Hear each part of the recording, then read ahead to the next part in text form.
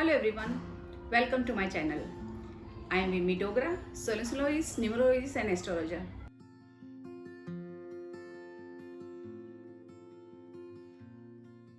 आज के इस वीडियो में मैं आप लोगों को नए साल के बारे में इंफॉर्मेशन देने वाली हूँ। नया साल, कितना उत्साह होता है न्यू साल सुन के। न्यू ईयर में हमें ऐसा क्या करना है जिससे अपना साल का पूरा सिस्टम बहुत अच्छे से जाए और साल के 365 दिन में से पूरे 365 दिन हमारे बहुत अच्छे जाएं। लास्ट ईयर न्यू ईयर का हम इतना सेलिब्रेट अच्छे से नहीं कर पाए क्योंकि कोविड के वजह से पूरी दुनिया खौफ में थी। आज भी कोविड का पूरा खौफ है, लेकिन पहले के कंपेयर में थोड़ा कम है। न्यू ईयर हम किस तरह मनाएं? सबके मन में एक एक्साइटमेंट रहती है कि हम कैसे मनाएं। न्यू ईयर का नाम सुनते ही पहले हमें लगता है कि हमें पार्टी कैसे करनी चाहिए, हम किस तरह से न्यू ईयर मनाएं ताकि हमारा पूरा साल अच्छा जाए।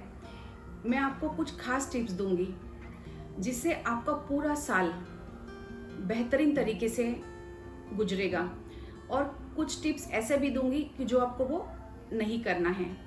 धर्म शास्त्रों के अनुसार हमारे शास्त्रों ने हमें बहुत सारी ऐसे टिप्स दी है जिससे हम जिंदगी में अपना कर अपना पूरा जीवन बेहतरीन बना सकते हैं।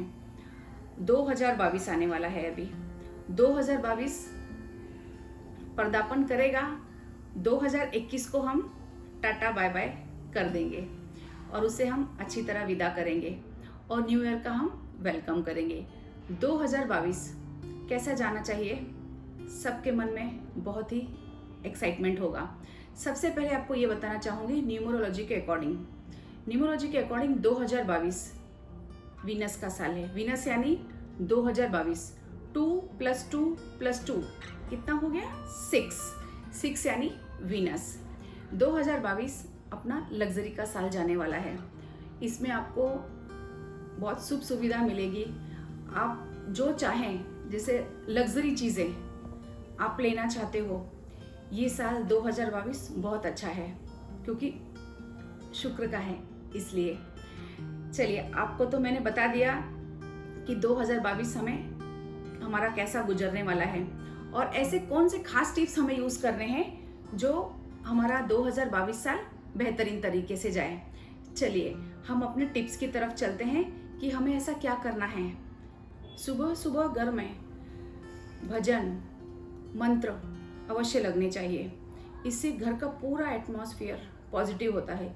यह आपको 1 या 2 दिन नहीं करना है, आप उससे जिंदगी में उतार लीजिए कि आपको रोज सुबह घर में मंत्र लगाने हैं। यह आपका हो गया पहला उपाय। दूसरा उपाय, घर में झाड़ू कभी भी आप छुपा कर रखिए, नजरों के सामने ना रखिए। जैसे आते जाते वक्त घर के लोगों की या बाहर से आपके घर में कोई आया है, उसकी नज़र उस झाड़ू पर पड़े। और झाड़ू को कभी भी खड़ा ना रखें, और झाड़ू को आपको लांघना भी नहीं है, और झाड़ू को पैर भी नहीं लगाना है। यदि गलती से पैर भी लग गया तो आप उन्हें झाड़ू को हाथ लगाकर नमस्कार करके माफ़ी मांग सकते हैं, क्योंकि झाड़ू में लक्ष्मी होती है। पूजा करने का वक्त कभी भी एक निश्चित होना चाहिए। पूजा का वक्त मॉर्निंग में 6 AM to 8 AM के बीच में ही पूजा होनी चाहिए, और इवनिंग में संध्या के समय 6:45 to 7:15 के बीच में ही पूजा होनी चाहिए। ये एग्जैक्ट टाइम है पूजा करने का। और पूजा करते वक्त कभी भी जो पूजा की सामग्री है, जैसे हवन कुंड हो गया, अगरबत्ती और जो भी सामान, वो आपको साउथ ईस्ट डायरेक्शन में ही घर के मंदिर में रखना है। और घर में चप्पलें जूते यहाँ वहाँ बिखेरी ना हो, उसकी भी एक प्रॉपर प्लेस होनी चाहिए। और जूते चप्पलें कभी भी उल्टी सीधी ना रखें, हमेशा जोड़ियाँ बनाकर रखें, लेकिन ऐसा ना हो कि पूरे घर में यहाँ वहाँ बिखरी पड़ रही है। इससे क्या होगा, घर में अशांति फैल सकती है। ज़्यादा करके लोग इस बातों को मानते नहीं हैं, लेकिन ये बहुत बड़ा रीज़न है कि घर में शूज़ पहन के लोग किचन तक आते हैं, लेकिन नहीं, शूज़ पहन के किचन में कदापि नहीं जाना है। इससे घर में अशांति फैल सकती है। और जो घर के शूज़ चप्पल होगी वो आपको घर में ही पहननी है, वो आपको पहन के बाहर नहीं जानी है, क्योंकि बाहर की पूरी नेगेटिविटी आप लेकर घर के अंदर आओगे तो उसका दुष्परिणाम होगा ही। और घर के मंदिर में हमेशा एक कलश भरा हुआ जल का होना ही चाहिए, ये बहुत ही आवश्यक है। और शाम के वक्त कभी सोना नहीं चाहिए। संध्या के समय, जैसे कोई लोग 5:30 बजे इवनिंग में सो जाते हैं, 7-8 बजे तक सोए रहते हैं, उस समय लक्ष्मी का आगमन होता है, आप सोए हो, लक्ष्मी माता कहाँ से आएगी। इसलिए संध्या के समय सोना अवॉइड करें। जो भी आपको सोना है 4:30-5 के पहले आप उठ सकते हो, लेकिन संध्या के समय मत सोइए।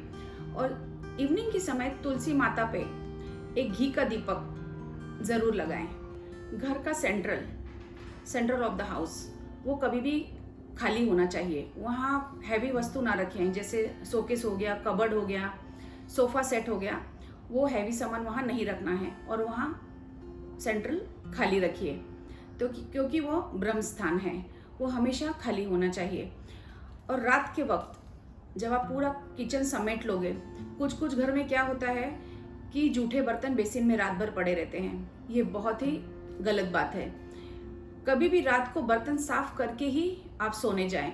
यदि आप किसी पार्टी वगैरह में गए हैं या तो कुछ किसी फंक्शन में गए हैं, आते वक्त आपको बहुत रात हो गई है, आपने आलसपन किया, वॉश नहीं किए, वैसे ही सो गए, भले रात के कितने भी बज जाएं, लेकिन आपको बेसिन में जूठे बर्तन बिल्कुल नहीं रखने हैं, वो आपको वॉश ही करने हैं।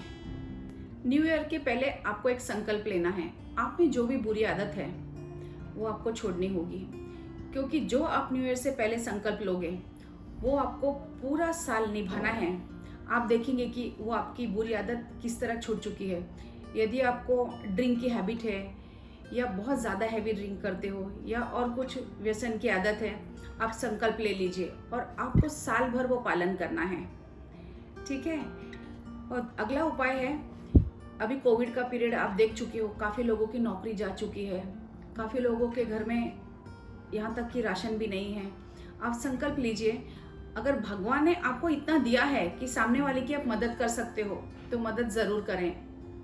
आप संकल्प ले लीजिए कि किसी गरीब बेटी की शादी करनी है या उसे एजुकेशन देना है, आप वो भी अच्छा काम कर सकते हो, लेकिन वो पूरी ईमानदारी से आपको निभाना है। जैसे आपने 1 मंथ कर दिया, नेक्स्ट मंथ नहीं कर पाओगे, भले थोड़ा कीजिए लेकिन वो ज़रूर कीजिए, क्योंकि अभी सबको हेल्प की ज़रूरत है। जिनकी नौकरी है वो अगर इतना कैपेबल हैं कि दूसरों की हेल्प कर सकते हैं तो हेल्प ज़रूर करें। न्यू ईयर आने के पहले आप ये भी संकल्प ले सकते हैं, आपको वृक्ष ज़रूर लगाने हैं।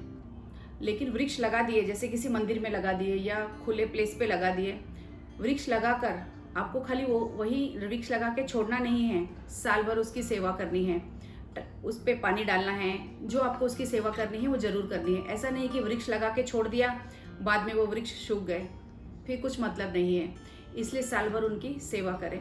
और सबसे इम्पॉर्टेंट बात, सब ध्यान में रखिए, अपने माता पिता को दुखी नहीं करना है। माता पिता हमारे लिए ऐसी धरोहर है, उनका जितना भी किया जाए वो कम है। कितने परिवारों में ऐसे होते हैं लड़के कि माता पिता को बिल्कुल भी रिस्पेक्ट नहीं करते हैं, माता पिता को दुखी करते हैं। इसका हर्जाना उन्हें कहीं ना कहीं ज़रूर देना पड़ता है। इसलिए माता पिता को कभी भी अपशब्द ना यूज़ करें, उनका आशीर्वाद लें।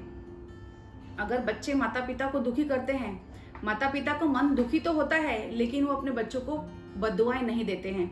लेकिन कहीं ना कहीं माता पिता के दिल में इतनी तकलीफ होती है, वो कहीं ना कहीं बच्चों को उसका भुगतान करना ही पड़ता है। इसलिए अपने माता पिता को कभी दुख ना दें और अपनी पत्नी को रिस्पेक्ट कीजिए।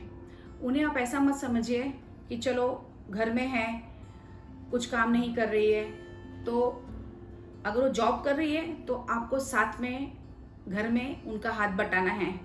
इस बात का ख्याल रखें और जितना आप रिस्पेक्ट दोगे, आपके घर में लक्ष्मी माता उतनी खुश रहेगी। इसलिए फैमिली में सब लोगों को खुश रखें। आज जो भी टिप्स मैंने आपको दिए हैं वो टिप्स आप ज़रूर फॉलो कीजिए। आप खुद देखेंगे कि आपकी ज़िंदगी में कितने चेंजेस आए हैं। ये ज़्यादा नहीं, भले आपको पूरा साल नहीं करना है, लेकिन मैं आपको खास कहूँगी कि एटलीस्ट 3 to 4 मंथ करके देखिए। आप खुद सोचेंगे कि आपकी लाइफ में चमत्कार हो गया है। जैसे मैं आपको 3 to 4 मंथ कह रही हूँ कि 3 to 4 मंथ कीजिए, लेकिन आपका दिल खुद चाहेगा कि मुझे 3 to 4 मंथ में इतना इसका रिजल्ट अच्छा आया है तो मैं पूरा साल करूँगा। इन 1 सालों में आप एक नई जिंदगी का निर्माण करोगे, बहुत ही चेंजेस आएंगे आपके लाइफ में। और जो भी मैंने इस वीडियो में बताया है अपनी फैमिली में, फ्रेंड्स को ज़रूर शेयर करें, ताकि जो आपका भला हो रहा है उनका भी भला हो। ऊपर दिए हुए आई बटन पर क्लिक करके आप मेरे वीडियोस देख सकते हैं। वीडियो में कमेंट करके मुझे ज़रूर बताइए ये आपको टिप्स कैसे लगे और नया साल आपका कैसा गया। चलिए मैं अपना वीडियो यहीं समाप्त करती हूँ। मिलेंगे हम अपने अगले वीडियो में। खुश रहिए, स्वस्थ रहिए। Happy new year. See you soon.